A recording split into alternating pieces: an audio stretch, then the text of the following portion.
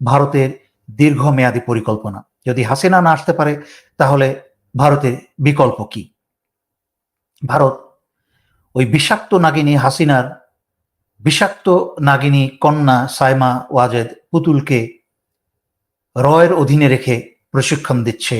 আগামীতে আরেক ফ্র্যাঙ্কেনস্টাইন, আরেক ফেরাওয়ান তৈরি করে বাংলাদেশের ৭৫-এ যেরকম প্রতিশোধ নিয়েছে স্বৈরাচারী শেখ হাসিনা এসে, একইভাবে ২০২৪-এর বিপ্লবের প্রতিশোধ নিতে এই সাইমা ওয়াজেদ পুতুলকে তৈরি করা হচ্ছে এবং বাংলাদেশ ধ্বংসের বাকি যতটুকু বাকি আছে সেটা যেন সাইমা ওয়াজেদ পুতুলকে দিয়ে সম্পন্ন করতে পারে, সেই জন্য তারা সম্পূর্ণ শক্তি তারা ব্যয় করছে, মনোযোগ ব্যয় করছে সাইমা ওয়াজেদ পুতুলের উপরে।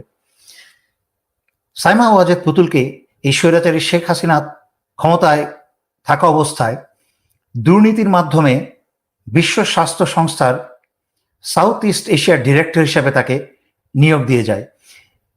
অথচ সাইমা ওয়াজেদ পুতুলের কোনো যোগ্যতাই নাই। যেসব প্রার্থী ছিল সেই তুলনায় সে একেবারে অযোগ্য। মাত্র ৩ বছরের ক্লিনিক্যাল ইনস্ট্রাক্টরের অভিজ্ঞতা, যা কোনো হিসাবেই পড়ে না।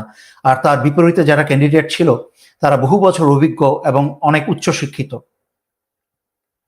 অথচ স্বৈরাচারী শেখ হাসিনা তারা এবং ভারত মিলে বাংলাদেশের জনগণের পয়সায় ঘুষ দিয়ে এখানে পদায়ন করেছেন এবং এই বিশ্ব স্বাস্থ্য সংস্থার সাউথ ইস্ট এশিয়ান অফিসটা হচ্ছে নয়াদিল্লিতে।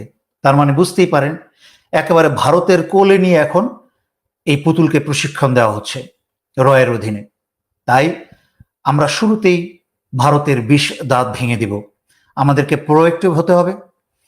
আমাদেরকে অতি দ্রুত প্রধান উপদেষ্টা, বিপ্লবী সরকারের প্রধান উপদেষ্টাকে আমি বাংলাদেশের জনগণের পক্ষ থেকে অনুরোধ করব যে অতি দ্রুত বিশ্ব স্বাস্থ্য সংস্থার কাছে চিঠি পাঠিয়ে এই সাইমা ওয়াজেদ পুতুলের এই প্রার্থিতা প্রত্যাহার করা হোক, নাম্বার 1। নাম্বার 2, বিশ্ব স্বাস্থ্য সংস্থাকে অনুরোধ করা হোক যেন কিভাবে সাইমা ওয়াজেদ পুতুলের কোনো যোগ্যতা না থাকার পরে এবং তার বিপরীতে এতগুলো যোগ্য প্রার্থী থাকার পরে কি করে সাইমা ওয়াজেদ পুতুল এখানে পরিচালক হিসেবে স্থান পেল, তার তদন্ত যেন দ্রুত শুরু করা হয়।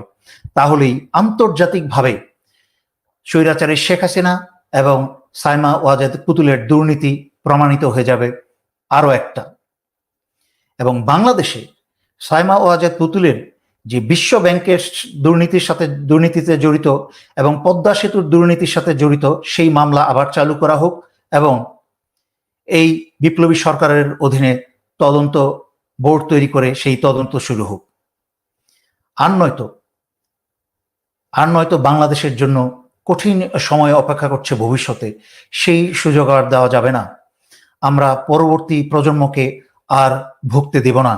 তাই আমাদেরকে এখনই প্রোঅ্যাক্টিভ হতে হবে, আগাম পদক্ষেপ নিয়ে শয়তানদের 10 কদম আগে চলতে হবে।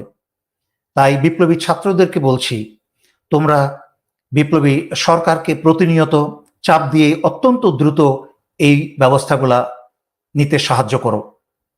এই বলে আমি আজকের জন্য শেষ করছি। ধন্যবাদ। আসসালামু আলাইকুম।